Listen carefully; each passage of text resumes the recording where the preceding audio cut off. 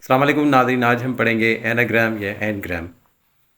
So before moving toward the topic, I would like to request you, if you are new at my channel, kindly subscribe it, like it, share it, and don't forget to press the button of bell icon that you can easily get the notification of my every new video.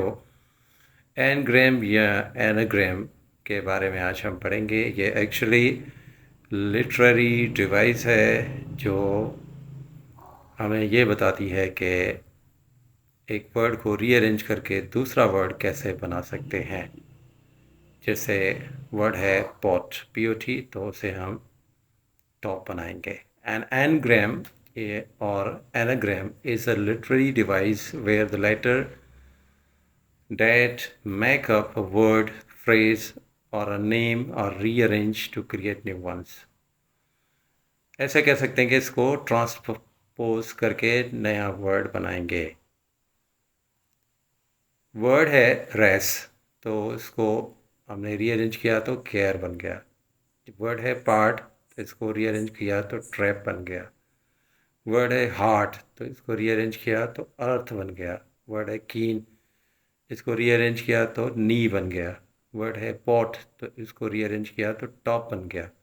Word है net, तो इसको rearrange किया तो ten बन गया. तो anagram इससे कहते हैं जिसे वर्ड को हम रीअरेंज करें और दोबारा तो एक न्यू वर्ड बन जाए. तो इस वर्ड को हम एनग्राम या एनाग्राम वर्ड कहेंगे. ये फ्रेज़ भी है, एक्सरसाइज है, जिसमें आपको ये बताना है कि इससे हम रीअरेंज करके कौन से वर्ड बना सकते हैं. तो कुछ वर्ड्स हैं, कुछ नेम हैं, कुछ फ्रेज हैं.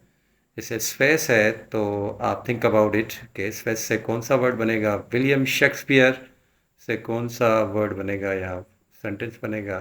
कंट्री साइड और फनल से. तो आप थिंक करें और उसके बाद मैं आपको बताऊंगा. और कमेंट सेक्शन में आप एनग्राम या एनाग्राम के बारे में जो भी वर्ड आपके जहन में आते हैं वो ज़रूर लिखें.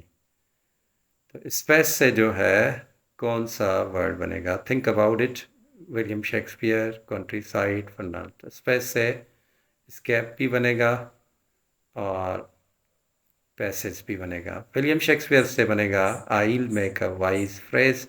कंट्री साइड से इंट्रोड्यूस बनेगा. फनल से रियल फन.